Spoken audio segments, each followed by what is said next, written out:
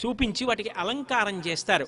ఇవాళ చప్పటి గడ్డి కాదు, నేను ఏ పాయసాన్నం తిన్నానో పొంగల్ అనేది నీకు పెడతాను, నువ్వు కూడా అదే తినాలని పాయసాన్నం వండుతారు. నువ్వు నా ఇంట్లో సభ్యురాలివి, నా నాగలి మోసావు, నా పొలం దున్యావు, ఇంత పంటకి కారణం నువ్వు, ధాన్యం బస్తాలు బండిలో వేసి తీసుకొచ్చావు, ఇవాళ ఆవు పాలిచ్చింది, దూడలు పెట్టింది, అవి పెరిగి పెద్దవవుతుంటే ఆనందిస్తున్నాను, నాతో పాటు నువ్వు కూడా భోగం అనుభవించు అని పెడతారు.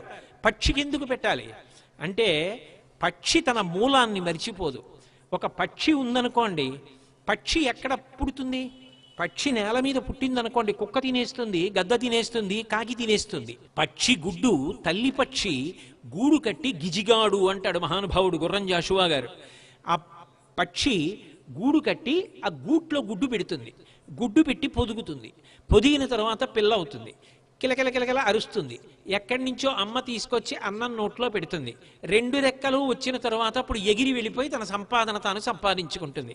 తను పుట్టడానికి, తాను పెరగడానికి, తాను ఉండడానికి, పెద్దదైన తరువాత తాను గూడు కట్టుకోవడానికి, ఇల్లు కట్టుకోవడానికి స్థానమైనది చెట్టు.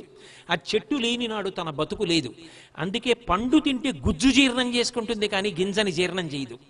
మళ్ళీ చెట్లు రావాలి, చెట్లు రాని నాడు నాకు కృతజ్ఞత ఎక్కడుంది? చెట్టు రావలసిన గింజని జీర్ణం చేసుకోనని గింజలని భూమి మీద వదిలేస్తుంది, మలంలో రెట్ట వేసినప్పుడు గింజలు వదిలేస్తుంది. మళ్ళీ ఆషాఢం, శ్రావణం, భాద్రపదం వచ్చేటప్పటికి వర్షాలు పడతాయి. వర్షం పడ్డప్పుడు జామ గింజ జామ మొక్క అవుతుంది, సీతాఫలం గింజ సీతాఫలం అవుతుంది, మామిడి టెంక మామిడి మొక్క అవుతుంది, గింజలలోంచి మొక్కలు వచ్చి మొక్కలు చెట్లు అవుతాయి. తాను ఎక్కడ పుట్టిందో, ఎక్కడ పెరిగిందో, ఎక్కడ వృద్ధిలోకి వచ్చిందో పక్షి మరిచిపోకుండా అవి పెరగడానికి గింజలని రెట్టలో వేస్తోంది తప్ప జీర్ణం చేసుకోవట్లేదు. ఒక పక్షి ఇన్ని చెట్లు పెరగడానికి కారణమైంది.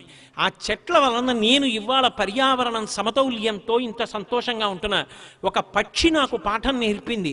ఏ అమ్మా నాన్న వల్ల ఇవాళ నేను పుట్టి వృద్ధిలోకి వచ్చానో ఆ తల్లిని తండ్రిని మరిచిపోవద్దు. నేను పుట్టిన చెట్టుని నేను మరిచిపోకుండా చెట్టు పెరగడానికి కారణమయ్యాను.